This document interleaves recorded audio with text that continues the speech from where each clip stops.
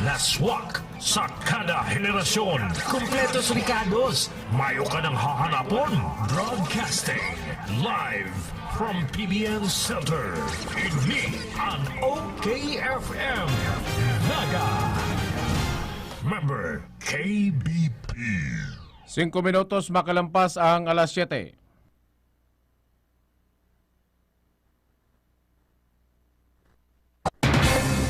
Ali sa News Center kang PBN TV5 as in OKFM Naga. Bareta, alas 7.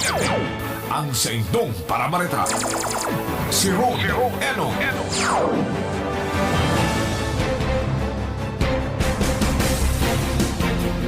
Mga tugang pizza 29 kitangunyan. Kaya po mga nagbabagang headline sa lado lokal, Naga. Magpapadagos sa GCQ with heightened restriction.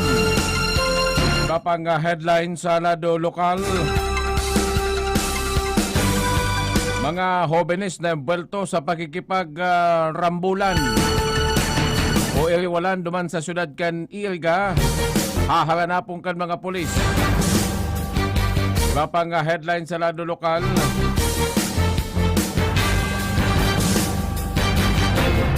border control checkpoint sa Banwaan kang Milaor Asinman Naga. Okay man na border kan Naga Milaor. 24 oras ang bantay kan PSO.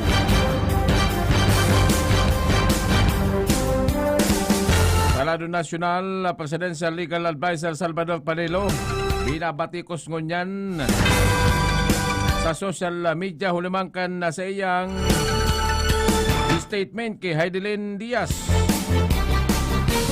Samantala sa lado kan na showbiz,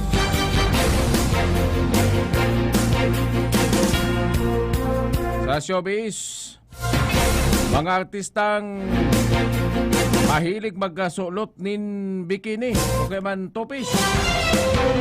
Yung unyan ang pinag-alagawan sa social media. Yan ang headlines hatod sa Indokan Rice Coffee 14-in-1 plus 1. Sunrise ang sasalubong sa inyong umaga, pampasigla at pampasaya. Sabayan natin ang sunrise. Come on, get up and rise. Rice Coffee para sa kalusugan. Rice Coffee 14-in-1 plus 1. Rice Coffee, purong-puro ang sangkap. Rice Coffee, enjoy ka na, healthy pa. Rice Coffee sa morning, Rice Coffee sa evening, Rice Coffee any time of the day for a healthy family. Okay, FM. Gusto ko, okay ka. Bareta, alas 7. Nabananta sa lado technical, Ferdinand Losada ni Ponsendong lingkod si Ron Enon. Uyan na detalles sa lado national, may koneksyon sa lado lokal sa mga naghahalat kung ano na ang magiging quarantine classification kan Bicol Region, lalo na kan siyudad ng Naga, Sinman, Camarines Sur. Pinaluwas ng amay kan National IATF ang bagong classification sa mga lugar na kung saan ay malala, medyo malala, asin malalang kamuktakan kung datos ang pag-uulayan sa COVID-19 virus. Ang pinagdeklarang enhanced community quarantine o kaya man ECQ, yan mga probinsya kan Iloilo City, Cagayan de Oro City. Yan nasagkod August 7.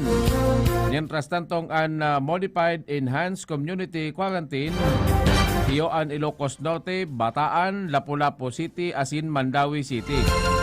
Ang General Community Quarantine o kaya man GCQ Ang mga minasunod iyoan Metro Manila, Ilocos Sur, Cagayan, Bulacan, Laguna, Lucena City, Cavite, Rizal, Naga City, Antique, Aklan, Bacolod City, Capiz, Negros Oriental, Zamboanga del Sur, Misamis Oriental, Davao City, Davao del Norte, Davao City, Asinman, Butuan City.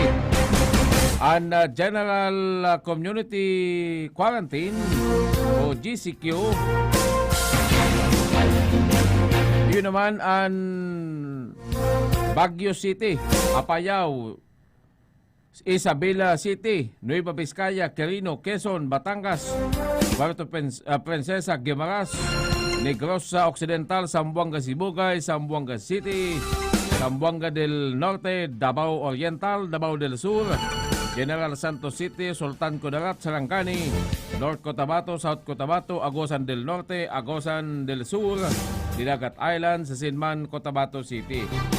Ang mga dainabanggitan na lugar, iyan yaon sa Modified General Community Quarantine.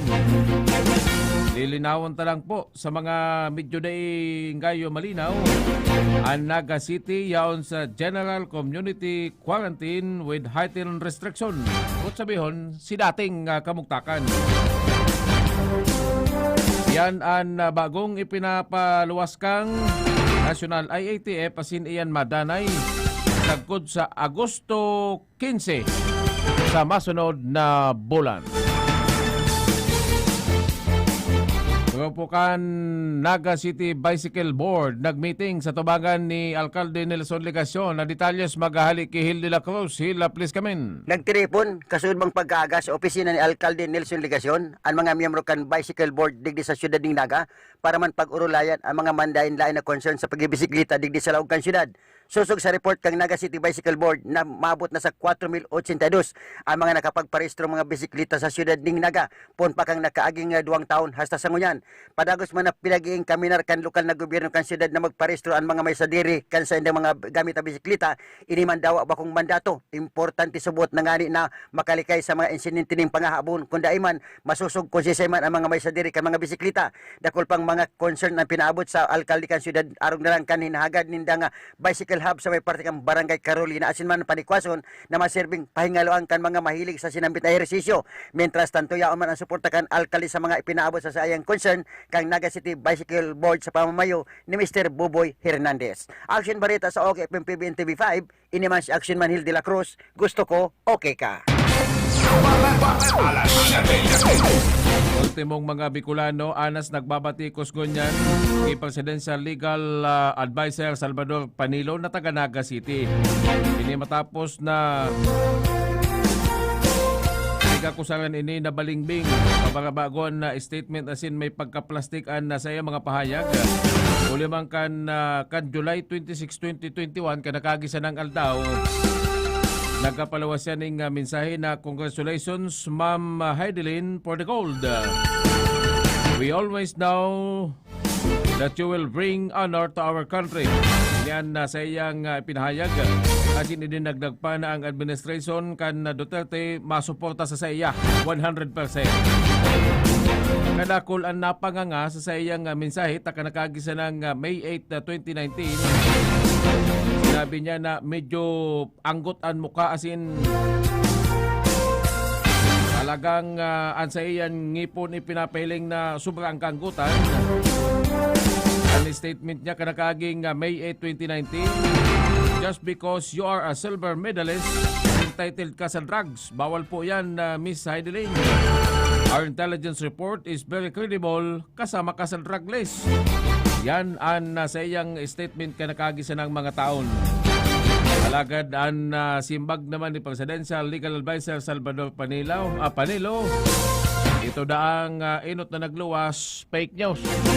Mayo datong katotohanan. Basta ang pinaka-importante ngunyan, piga sabi niya, napadangat niya si Heidelin Diaz.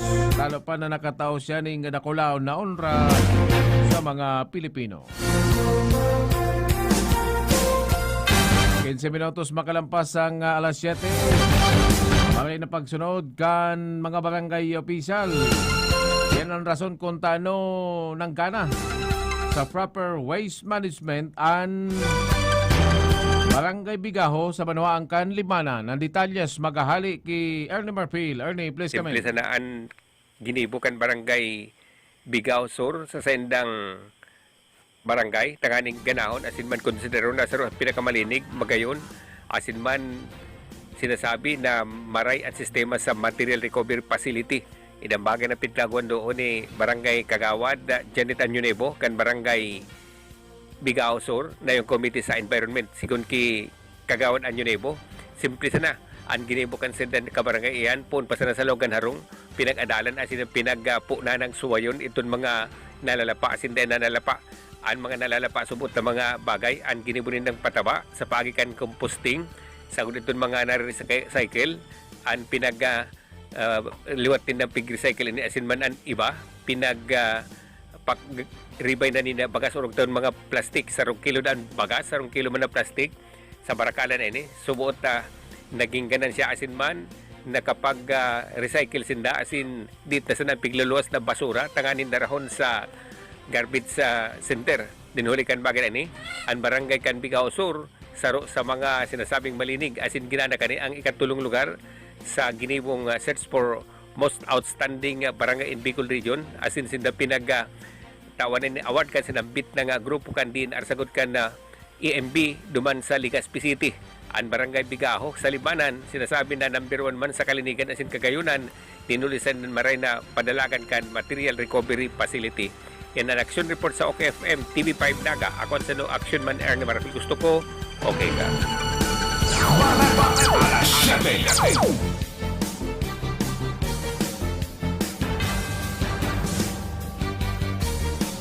Balik kita mga tugang sa iba pa na detalye sa lado lokal. Nagkapunaan na patotsadahan sa Banuangkan na pili.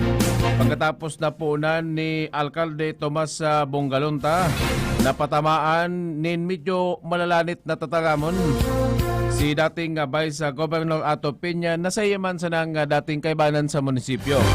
Na nagkatukaw bilang acting municipal administrator, sagkod na nagkatukaw bilang konsultan sa Laucan Office of the Mayor. Alagad na biglang nagkibrada ang dalagan.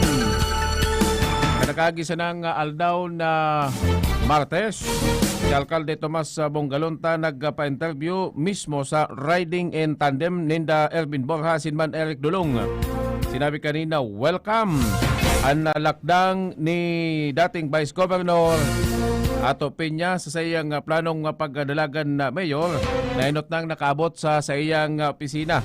Sinabi niya na halo niya naman easy o aram na talagang may plano si dating Vice Governor Ato Peña na mag-mayor sa Banuangkan Pili kung kaya ini okay lang sa iya. O yan na pahayag kayan ni Alkalde Tomas Bongalonta. Kuya, kung siya makanatong alkalde, mas magayon, tano niya naman na plano yan. Ginawa lang ni Dasi sa kuya bagang mga sekreto man, mga tao ko. Kaya palang gustong gayo naman ang meeting sa Sainda.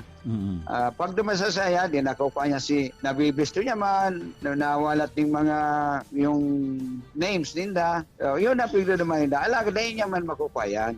Sako pati, di mo nagot pinakaindato sa pili sa pagkalgalde, di better sako. Tas iba ko di ba ang mga uninda? Yan rastanto kan nasugma sa magkaparehas na programa sa Riding in Tandem. Nagkasimbagman si dating Vice Governor Ato Peña na sabi niya mayo siyang planong labanan kuta na si Alkalde Tomas Bongalonta kan pili. Sa iyang respeto ini kung kaya talagang sabi niya sa pagpon pa lang mayo nga ni siyang planong magkadalagan kuta na sa Banuangkan Pili.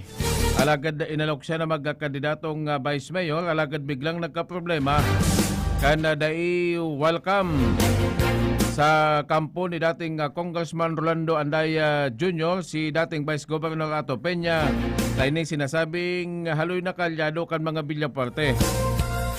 Kanda sugma si Peña nagsabi sa day maintindihan na rason asin ninhulikan na pagkakabaranga sa politika ta si Vice Governor Ato Peña yuman an halangkaw na opisyal kan Liberal Party kung kaya nagkasundo na maglaban na lugod siyang alkalde ta bubugtakan man siyang kalaban sa pagkabisi alkalde.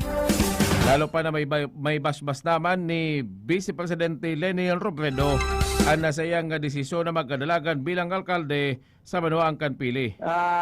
Kung pagsasabi niyang may ambisyon ako, totoo po yan. Pero habo kong labanan siya. Kunin mo niya, lalagaran niya akong kalaban. Di siyempre, alangan manaday ako maglaban na sana. Lalagaran niya man sana akong kalaban na Vice Mayor. Di ba laban na sana akong Mayor? Kung madawag ako, let it be. Bahala na ang tao, ang bahala na po ang mahal na Diyos. Hiling kong tatag mo niya dito tabi sa pili tabi mo Serbin, dakulon ang oportunidad kang pili na makuyan, maapasinso ta, mapapakarhay. So ang kay puwan ta dito, tanganing mag-asinso tulos ang pili, pagkamuot, pagkasararo kan mga lideres. Yan tanto, dinagdag pa kay na kompleto ng sendang lineup. Malatalantada ng sinabi kanina si Kapitan Bicaldo. O si Ola Amiga ang sa iya nang napili na magiging running mate o vice mayor habang hinahalat na sanaan na desisyon ka na sendang pamilya. Si Ola Amiga ay not nang pinag-anunsyo na kabali sa lineup ni Alkalde Tomas Bungalunta sa Manuang Kanpili. Sa mga pigabanggit pa ni dating Vice Governor Ato Peña ay ang magiging kaibanan si Conchal Narcel Lopez, Kagawad Bolaños, kasayang piga pangalan ng Kansugma. Antikulayan mi na po na naghahaga na siya ng guidance haling sa mga pamilya niya. Si Kapitan Ola kan La Purisima. Si Kap Ola.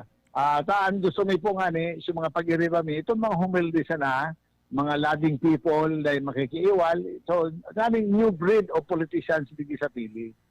So, kompleto na po kami. Kompleto na po ang kagawad. Oo. Ang kagawad mi po, kompleto na. Ano po si dating Vice Mayor Buklot, yaon talaga sa grupo nindo?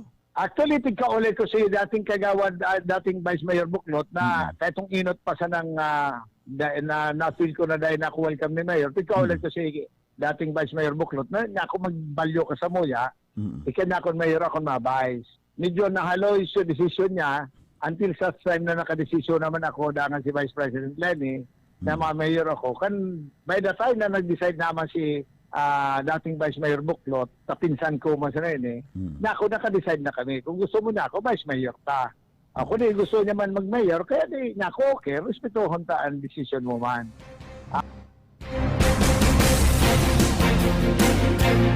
Tulo ang malaban sa Manuang Kanpili sa pagkalkalde.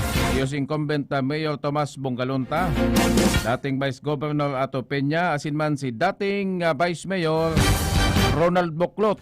Si Ronald Buklot, kandidato kan kusog Bicolandia kan negosyante si Noel de Luna. 25 minutos makalampas ang alas 7. Misis sa Manuang Kan Bato, pigakusalang kan sa iyang agom. Na igwaning sambay o igwaning ibang lalaki. Ang detalyes, maghalik kay Carlo Baldosa. Carlo, please come in. Totoong mayong sikretong tayo nabubulgar. Napatunayan ni Niduman sa Bato Camarines Sur pagkatapos na madiskubre kan sarong mister na apuwer sa iya may pigudrogan pang iba sa pagturog ang sayang esposa. Dawa na nga ni siring ang pangyayari. Pinaagi man ang gadkan pobreng mister sa legal na proseso ang pagkapadakop sa sayang misis. Sa pahigan sala ni Juez Tristan Jeff Cledera kan MCTC na Buwa Bato. Sarong warrant of arrest na may nakapalaman na kasong adulteryo pagsambay, ani pinagpaserbi kay ni sa personang si Christine Pastoral Repaso, 33 anyos kan Barangay Santiago, Bato Camarines Sur. Entero nagluhod-luhod ang nakusalong misis sa sayang agom, alagad bilog na desisyon kay ning magkipagsuhayan digdi. Sa ibong kana komentar nakasalan kan na sospek, pinagutugutan manggiraray ng makapagpiyansa kan korte sa kantidad na 36,000 pesos. Action report sa OKFM asin PBN TV5. Yan sa indong action man. Ako si Carlo Baldosa, gusto ko, okay ka. Bareta alas 7. Ultimong detalye sa mga tugang sa lado lokal. Pinasalamatan ni Alcalde Nelson Ligacion asin man Rene Gumba kan incident management team ang mga miyembro kan na public safety office na 24 oras na nagbabantay sa border kan Naga asin man kan Banuang kan Milaor. Nagadesisyon kaya si Alcalde Nelson Ligacion base sa rekomendasyon kan task force asin man kan incident management team na halio na duman sa Del Gallego imbes ilipat na sa naligdi ang control point sa Haranisa na sa syudad ning Naga. Tanganing mas madali ang pag-dispatch nin mga tao bakong masyadong magastos asin delikado sa parte kan mga personahes kan na City Hall asin man kan Philippine National Police. Inot na kayang pinagkumpirma mismo ni Lieutenant Colonel Garci Torena. Naigwasindang na-receiving informasyon na magkakaigwaning posibleng mandatang mangyari. Naigwanin mga harassment o pananakot sa mga nagbabantay duman sa border kan Del Gallego asin man Tagkawayan. Sa post mismo ni Professor Rene Gumba, matanga na nin nabanggi sibot pa ang mga personahes kan na PSO sa pagsitakan gabos na mga behikulong naglalaog sa Naga City. Mga tugang sa satuyang showbiz.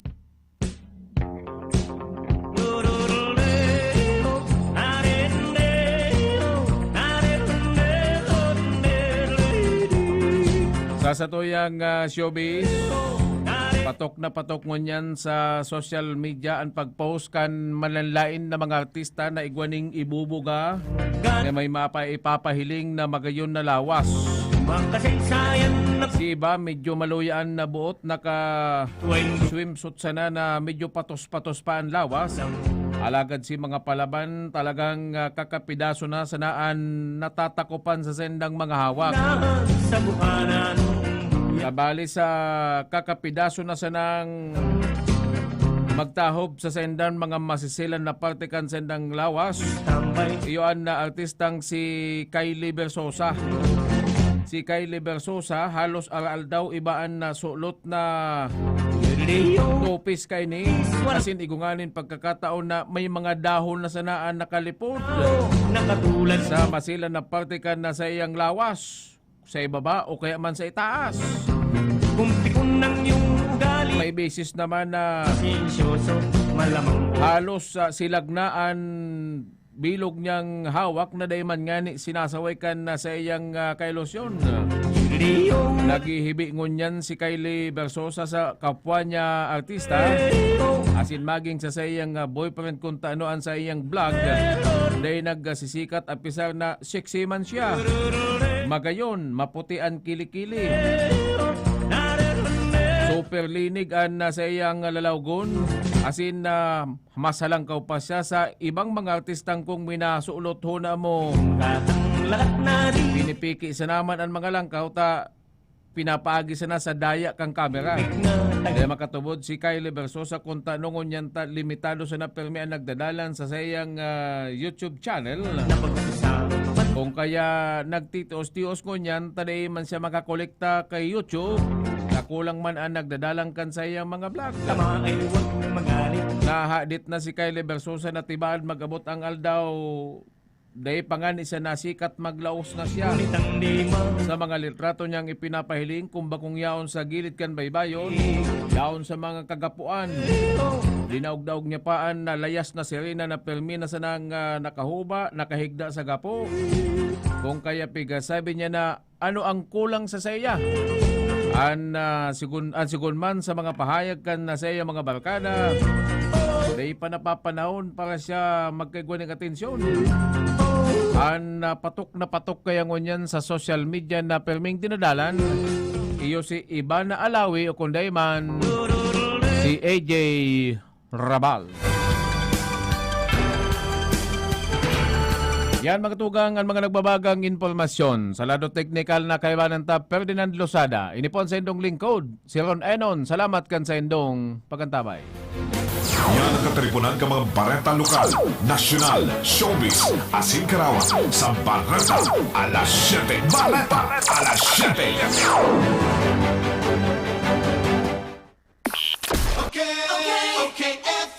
Gusto ko, okay ka.